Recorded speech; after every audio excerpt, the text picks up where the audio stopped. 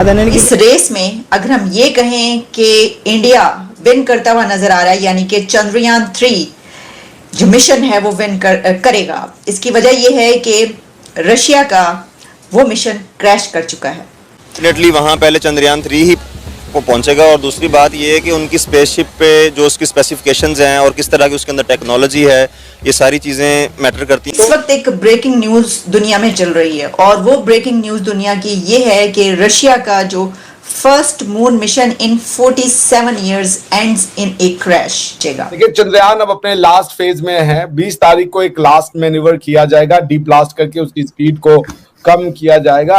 हो सका चंद्रयान 3 अपनी कामयाबी की तरफ रवा दवा है। एक रेस चल रही थी रशिया और इंडिया के बीच, और ये रेस थी कि कौन, ये जो मून मिशन चल रहा है दोनों का, इसमें कौन पहुंचेगा या कौन पहले नॉट अ स्मॉल फीट जो इन्होंने अचीव किया है कि धरती पे बैठ के इतने लिमिटेड बजट के साथ आप पहले तो रॉकेट भेजे, रॉकेट में से फिर प्रोपल्शन को अलग करें, फिर प्रोपल्शन में से आप जो है लैंडर और प्रोपल्शन दोनों को अलग करें। नेबर्स कंट्रीज हैं, इनको अगर ये सक्सेसफुल होते तो हमें ज़्यादा खुशी होनी चाहिए, बजाय कि अगर रशिया वगैरह जा रहे हैं हमें उनसे कोई लेना। 23 तारीख को फाइनली साउथ पोल पे सॉफ्ट लैंडिंग की वो तैयारी करेंगे। अभी तक सब कुछ बहुत नॉर्मल गया है, हेल्थ भी नॉर्मल है। कि ये मुझे पता है लाइक वो हमसे काफ़ी आगे चले गए हुए हैं स्पेस में भी।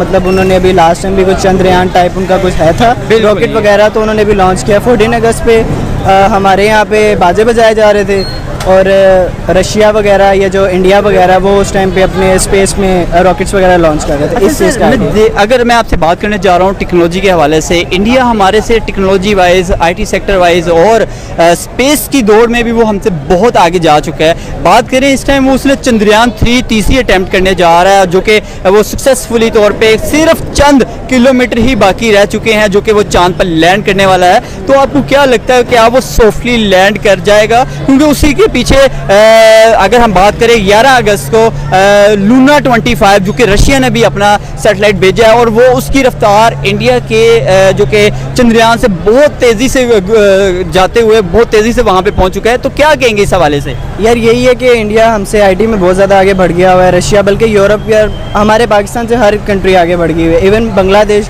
पार्टीशन हमारी मतलब बाद में हुई है उनसे भी, लेकिन बांग्लादेश भी हमसे बहुत आगे मूव कर चुका है। उनकी भी हमारे साथ काफ़ी स्टूडेंट्स यूनिवर्सिटीज़ वगैरह में पढ़ रहे हैं, वो वहाँ से आ रहे हैं या हमारे स्टूडेंट्स वहाँ पर जा रहे हैं। तो वो यही बात होती है कि इंडिया, रशिया, अमेरिका, मतलब ये हमसे बहुत आगे बढ़ चुके हैं। टेक्नोलॉजी में तो हम बहुत पीछे रह चुके हैं हर लिहाज से। हमारे आईटी के जो बच्चे यहाँ पर अब पढ़ रहे हैं वो तकरीबन यूँ कह लें कि हम अमेरिका से 100 साल तो पहले ही पीछे हैं, और इंडिया से भी हम तकरीबन यूँ कह लें कि 50 साल पीछे ही जाते जा रहे हैं। प्रैक्टिकली नहीं है हमारे तो यहाँ पे। अगर स्पेस के बारे में हम अपनी किसी साइंटिस्ट जो हमारे स्टूडेंट हैं उनसे बात कर लें तो वो तो उनको तो सिर्फ थ्योरी पढ़ने के अलावा उनको तो पता ही नहीं है कि सैटेलाइट पे प्रैक्टिकल कैसे किया जाता है, काम कैसे किया जाता है। जो यहाँ पर बच्चे पढ़ने वाले हैं जो एलिजिबल हैं इन चीज़ों के लिए, वो क्या करते हैं, उनको पता है कि पाकिस्तान में किसी चीज़ का कोई स्कोप नहीं है, तो वो अपना मतलब अब्रॉड में ही कुछ देखते हैं अपना, कि किसी कोई ऑस्ट्रेलिया जा रहा है, कोई अमेरिका जा रहा है, कोई किसी और कंट्री में जा रहा है, उसको पाकिस्तान में अपना कुछ भी फ्यूचर नज़र नहीं आ रहा। पाकिस्तान के हालात कुछ ऐसे चल रहे हैं, और ऊपर से स्टडीज़ वगैरह में एक्सपेंस भी कुछ इतने ज़्यादा यूनिवर्सिटीज़ वगैरह ने कर दी हैं, सेमेस्टर की फीसेज इतनी ज़्यादा इंक्रीज़ कर दी हुई हैं कि जो एक आम शहरी है वो तो अफोर्ड ही नहीं कर सकता अपने बच्चों को पढ़ाना। एजुकेशन में काफ़ी डिफरेंस भी नज़र आ रहा है। इंडिया की जो एजुकेशन है वो उसको एक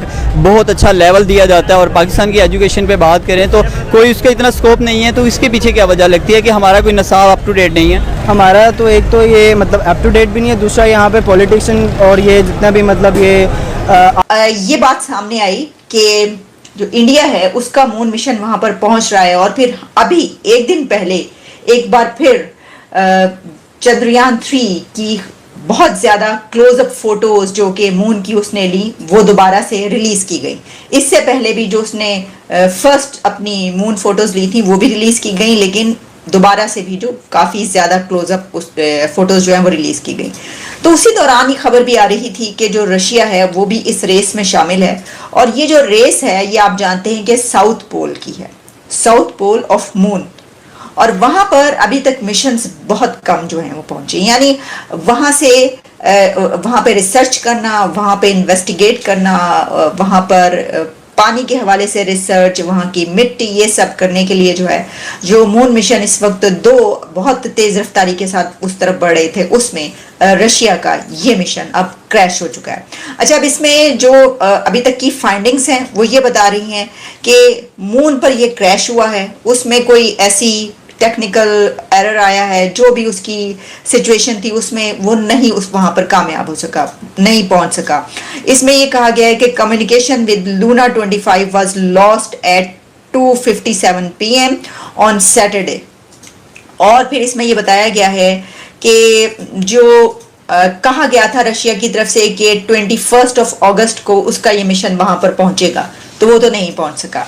अब चंद्रयान 3 के जो मिशन की बात है उसने पहुंचना है 23 अगस्त को, यानी वो उससे पहले भी पहुंच सकता है। कहा जा रहा है अगले चंद दिन नहीं बल्कि अगले चंद घंटे, तो हमें पता चलेगा 3 दिन, 2 दिन या कितने दिन में और कितने घंटों में वो वहां पर कामयाबी के साथ जो है हम देखेंगे सॉफ्ट लैंडिंग या जो भी उसकी सूरत हाल है।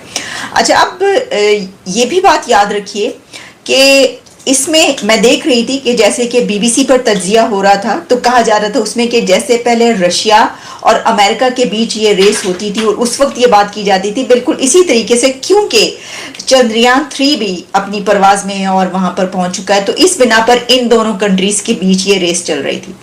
अब इसमें जब चंद्रयान 3 का ये मिशन कंप्लीट हो जाएगा और वहां पर रोवर लैंड करेगा और अपना काम शुरू कर देगा, तो आप ये समझ सकते हैं कि ये इंडिया फिर बीट कर देगा रशिया को इस एक रेस में, जो कि रेस चली हुई थी। अभी भी खैर वो नजर आ रहा है साफ, क्योंकि रशिया जो है इसमें नाकाम हो गया। अब रशिया की नाकामी उसके लिए डबल नाकामी है। किस तरीके से? वो इस तरीके से कि रशिया इस वक्त बहुत ऐसे एक जंजाल में फंसा हुआ है कि जहां पर वो जो यूक्रेन की वॉर है उसके बिना पर उसके ऊपर सैंक्शंस हैं। दुनिया में उसके अगर दोस्त हैं तो दुश्मन इस वक्त ज्यादा हैं, और रशिया की ये ख्वाहिश थी कि अगर वो उसका ये वाला मिशन कामयाब हो जाता है तो चले उनके लिए एक बड़ी खुशखबरी, एक बड़ी खुशी उनकी नेशन के लिए मिल जाती, और वो जो एक होता है दबाव, प्रेशर और ये सब जो दुनिया में उनके लिए चल रहा है, तो उसमें से कुछ देर के लिए वो निकल जाते हैं। लेकिन ऐसा नहीं हो सका। इसको ऐसे भी लिया जा सकता है कि रशिया के दुश्मनों के लिए इस वक्त बहुत बड़ी खुशखबरी हो गई है। हालांकि मैं ये समझती हूँ कि ये सबके लिए नाकामी है। किसी एक कंट्री की ऐसे मिशन में नाकामी पूरी दुनिया की नहीं बल्कि पूरी